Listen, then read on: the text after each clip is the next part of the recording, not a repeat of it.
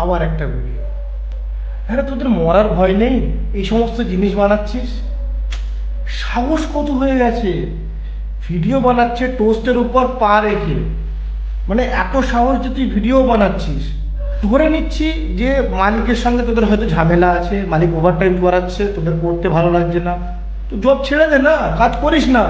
কিন্তু এই ফ্রাস্ট্রেশনটা আমাদের স্বাস্থ্য, আমাদের বিশ্বাসের উপর কেন আসছে?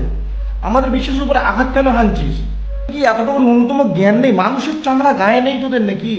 বাচ্চারা খায় ভাই, বুড়ো মানুষরা খায়, কত মানুষ আছে মিডল ক্লাস থেকে শুরু করে লো ক্লাসের মানুষ, যাদের সকালের ব্রেকফাস্ট হয় এক কাপ চা আর একটা টোস্ট। আর তোরা এইভাবে পা দিয়ে এরকম করছিস। দেখুন দেখুন, ভালো করে দেখে নিন, আবার চাটছে, চেটে প্যাকিং করছে। কোথায় কোথায় গেছে এই টোস্টটা, এর কোনো ঠিক নেই।